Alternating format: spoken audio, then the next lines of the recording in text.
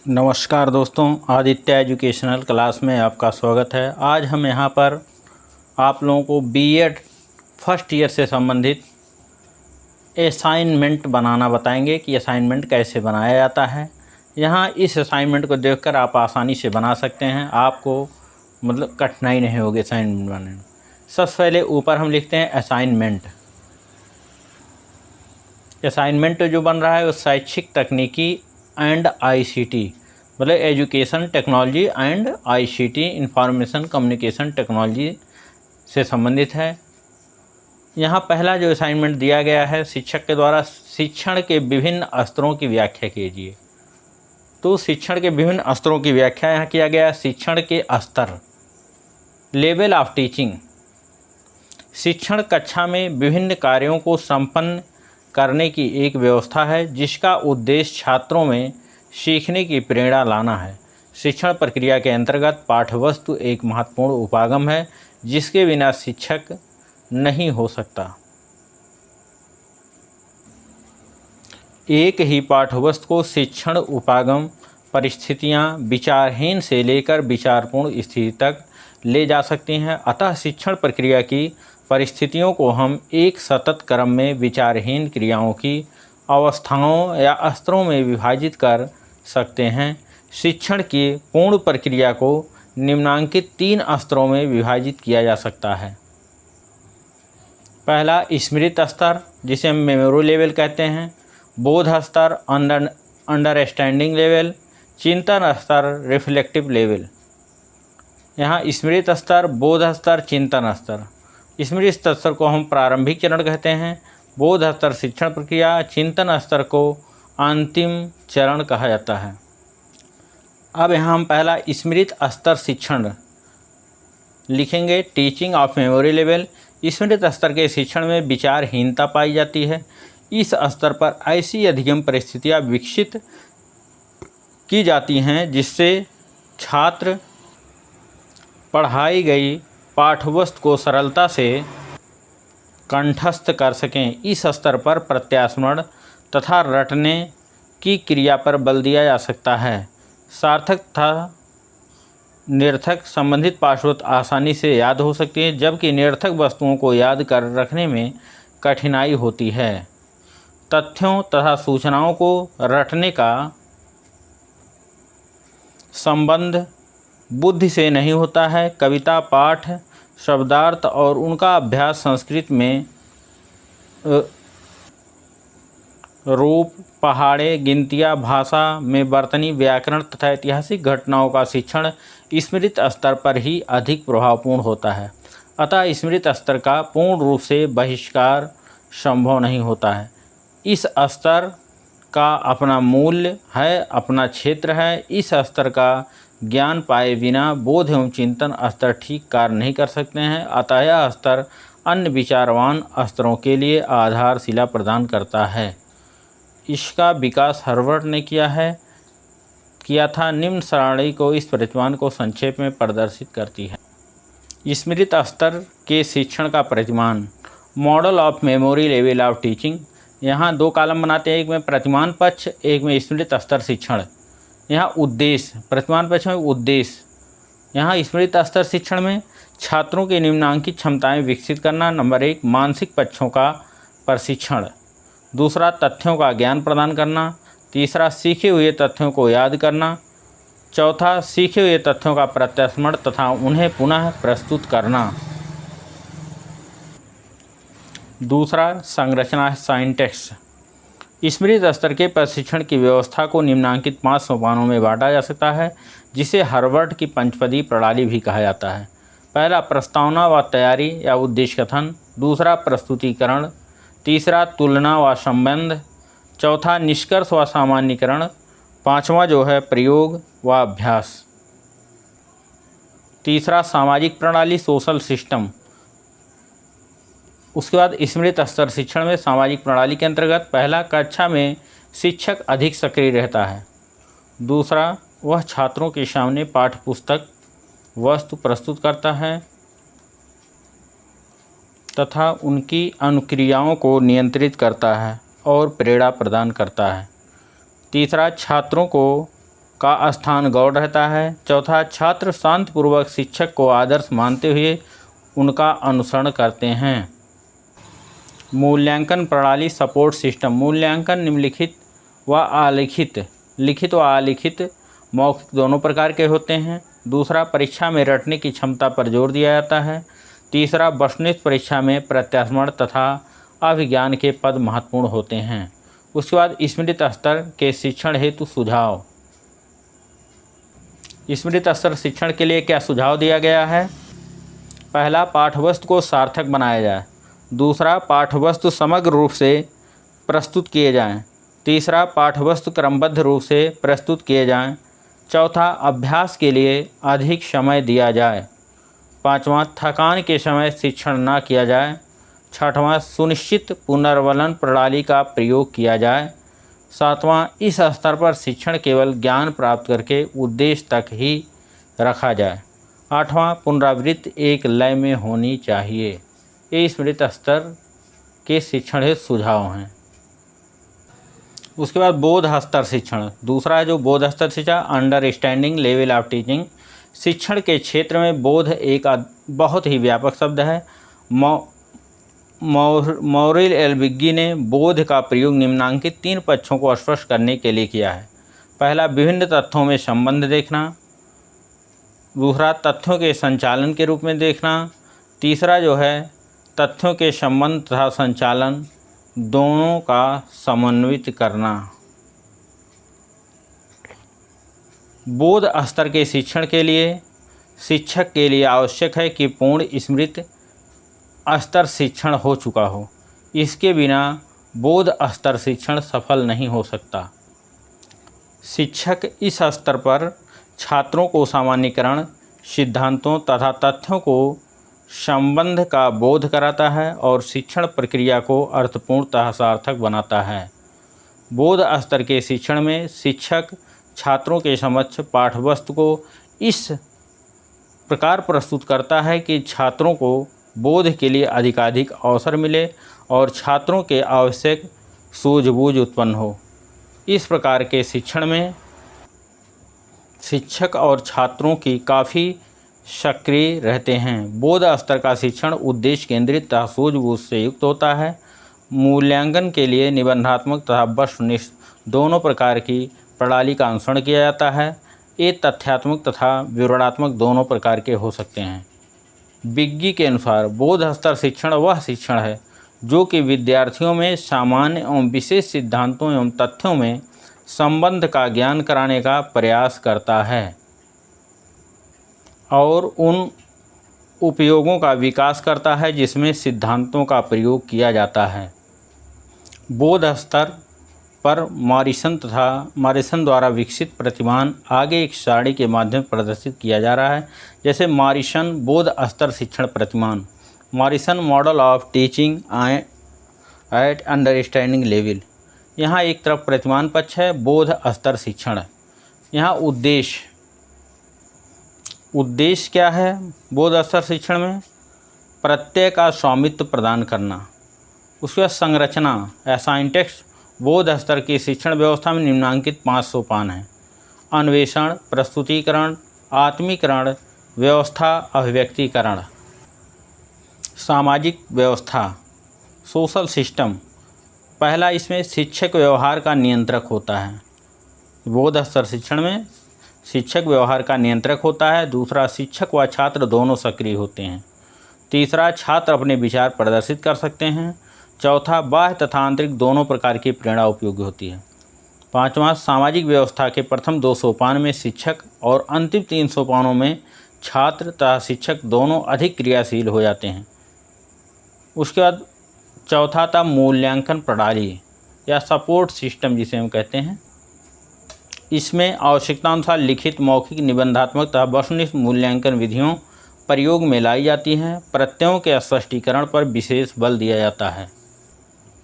बोध स्तर शिक्षण के लिए सुझाव। Suggestion for the teaching and understanding level. पहला, शिक्षकों को छात्रों के प्रति सहानुभूत व्यवहार करना चाहिए। दूसरा, और उन्हें आवश्यक स्वतंत्रता दी जानी चाहिए।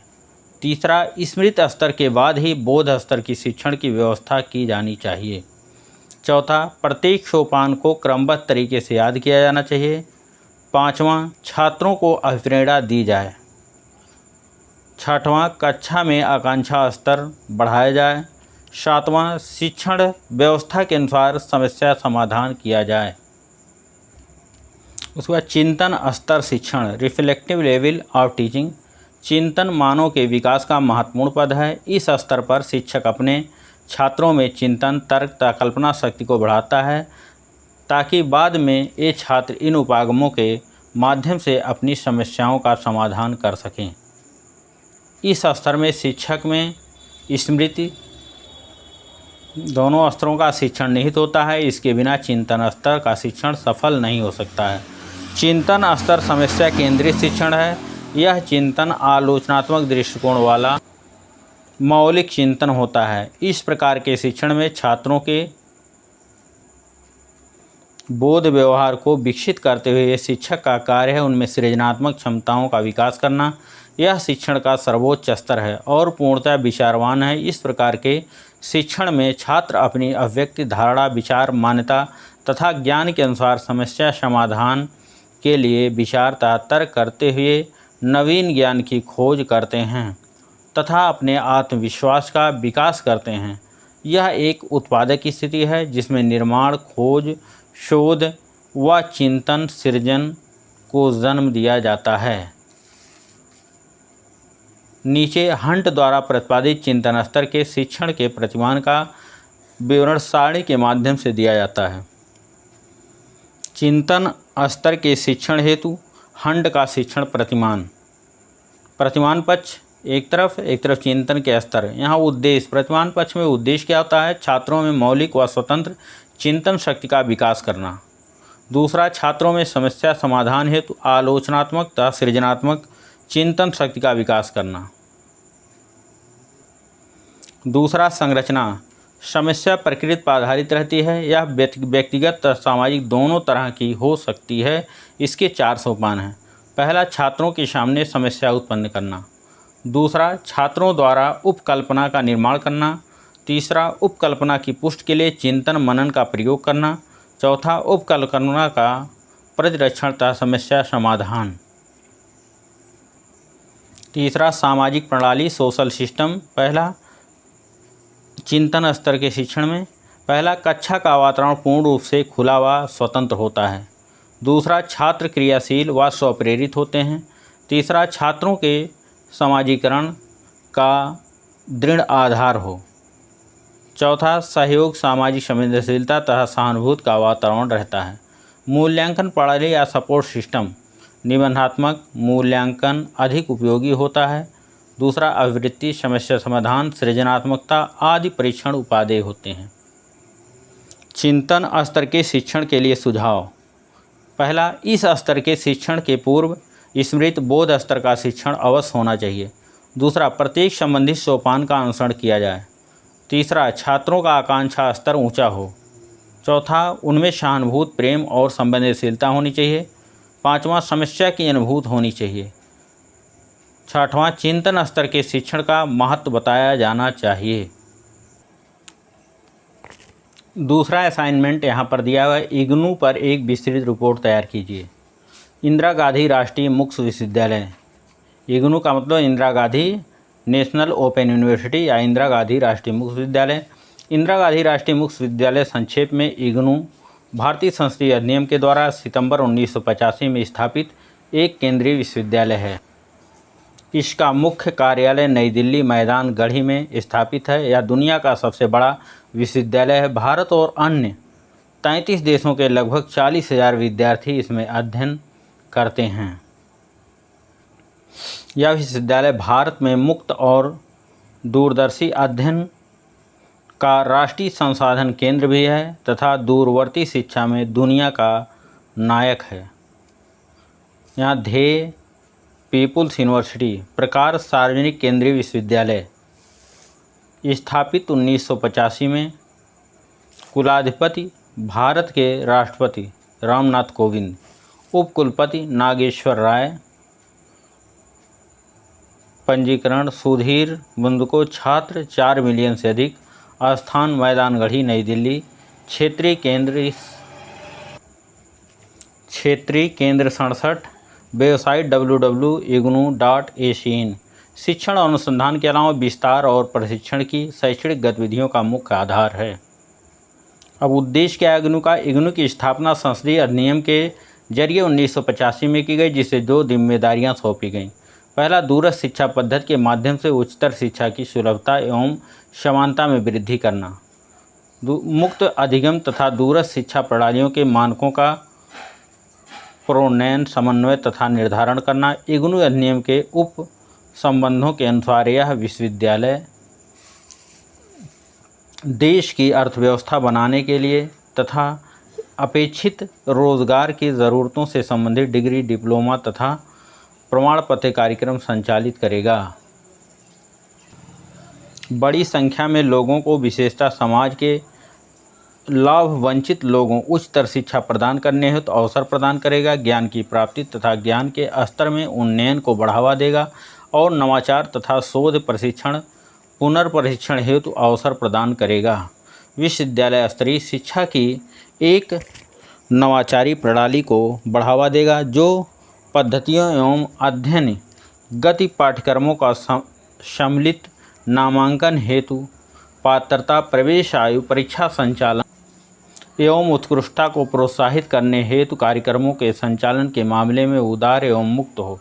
संस्थाओं और मुक्त दूरस्थ शिक्षा प्रणाली द्वारा प्रदत्त कार्यक्रमों का समन्वय, मूल्यांकन तथा प्रत्याशित करना और साथ ही साथ संस्थाओं को ऐसे उपायों के जरिए जो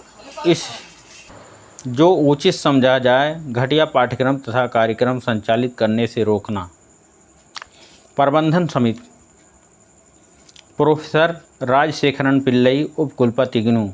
इग्नू के विभिन्न विद्यापीठ: सामाजिक विज्ञान विद्यापीठ, शिक्षा विद्यापीठ, कृषि विद्यापीठ, विधि विद्यापीठ, विज्ञान विद्यापीठ, प्रबंधन विज्ञान विद्यापीठ, कंप्यूटर एवं सूचना विज्ञान विद्यापीठ, सतत शिक्षा विद्यापीठ। उसके बाद मुख्य प्रभाग में विद्यार्थी पंजीकरण एवं मूल्यांकन प्रभाग, सामग्री उत्पादन एवं वितरण प्रभाग, पुस्तकालय व प्रलेखन प्रभाग, हॉर्टिकल्चर प्रभाग। मूल्यांकन पद्धति इग्नू मूल्यांकन की द्विस्तरीय प्रणाली का प्रयोग करता है। अध्यापक जांच, कंप्यूटर जांच, सत्रीय कार्यों का प्रयोगात्मक, सत्रीय कार्यों की परियोजना कार्य द्वारा सतत मूल्यांकन। दूसरा, सतत परीक्षा, आमतौर पर साल में 2 बार, जून व दिसंबर में। सत्रीय कार्य और सत्रीय परीक्षाएं अनिवार्य हैं। मूल्यांकन के उद्देश्य से दोनों प्रकार के आकलनों के लिए आनुपातिक अंक निर्धारित किए जाते हैं। प्रथम प्रयास में अधिकतम अंक प्राप्त करने वाले विद्यार्थियों को विश्वविद्यालय में वार्षिक दीक्षांत समारोह में स्वर्ण पदक प्रदान किए जाते हैं।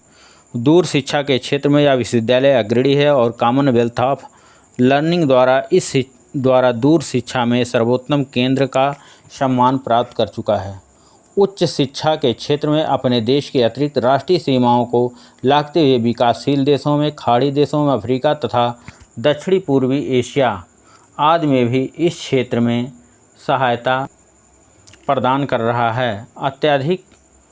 अत्याधुनिक दूरस्थ शिक्षा प्रणाली ने समाज के दूरदराज के क्षेत्रों में रहने वाले वर्गों तक पहुंचाने में इसकी सहायता करता है। पाठ्यक्रम। विश्वविद्यालय का शुभारंभ वर्ष 1987 में 2 शैक्षिक कार्यक्रमों का प्रबंधन डिप्लोमा और दूर शिक्षा के डिप्लोमा में 4520 या 4520 विद्यार्थियों में हुआ। इस समय विश्वविद्यालय में कुल 338 अध्ययन कार्यक्रम हैं, जो 3500 पाठ्यक्रमों के माध्यम से उपलब्ध हैं। अध्ययन कार्यक्रम विश्वविद्यालय द्वारा इन स्तरों पर विभिन्न कार्यक्रम उपलब्ध कर डॉक्टरेट, स्नातकोत्तर, स्नातक डिग्री कार्यक्रम, स्नातक एवं पूर्व स्नातक डिप्लोमा सर्टिफिकेट पाठ्यक्रम शिक्षा पारंपरिक के रूप में उपभोक्ता संरक्षण, आपदा प्रबंधन, पर्यावरण, मानवाधिकार, अधिकारिता, बाल विकास, सहभागिता, वन प्रबंधन, सहभागी योजना, पुनर्वास, बहाली, अध्यापन शिक्षा, खाद्य एवं पोषण, चिकित्सीय एवं स्वास्थ्य शिक्षा, प्रयोगशाला तकनीकी आदि मतलब उभरते हुए विषय क्षेत्रों को प्रदान की जाती हैं। और यहाँ पर प्रभाग लिखा हुआ है। प्रभाग के अंतर्गत हमें लिख सकते हैं उसके बाद विभाग हैं, मुख्य विभाग कौन कौन से विभाग, आकस्मिक समन्वय प्रभाग, देवेंद्र, मतलब इसके निर्माण के जो मुख्य हैं, प्रमुख हैं, कौन कौन से हैं यहाँ पर लिखा हुआ है, इसको देख करके आप लोग लिख सकते हैं। शोध इकाई की स्थापना जो है इग्नू ने 6 अक्टूबर 2008 में की है।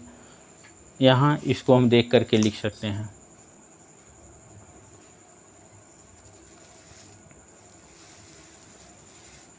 उसके बाद पढ़ाई के स्कूल हैं, इसमें इसको देख करके लिखा जा सकता है। कैसे लिखेंगे, कौन कौन से वर्तमान समय अध्ययन के निम्नलिखित स्कूल हैं, मानविकी का स्कूल, सामाजिक विज्ञान का स्कूल, विज्ञान के स्कूल, शिक्षा का स्कूल, सतत शिक्षा पाठशाला, इंजीनियरिंग और प्रौद्योगिकी स्कूल, स्कूल ऑफ मैनेजमेंट, स्वास्थ्य विज्ञान के स्कूल, कंप्यूटर और सूचना विज्ञान के स्कूल, कृषि का स्कूल, कानून का school, school of journalism and new media study. Thank you दोस्तों। ये बीएड के 3rd पेपर का आपका या शैक्षिक तकनीकी एंड आईसीटी का एक असाइनमेंट यहाँ पर समाप्त हुआ, जिसमें 2 टॉपिक दिए गए हैं। दोस्तों इसको आप लोग इसमें देख करके आसानी से लिख सकते हैं। दोस्तों अगर ये वीडियो आपको अच्छा लगे तो इसको लाइक कीजिएगा, सब्सक्राइब कीजिएगा, अपने दोस्तों में शेयर कीजिएगा, और जिससे मैं पुनः दूसरा वीडियो अपलोड करूँ तो सबसे पहले इसकी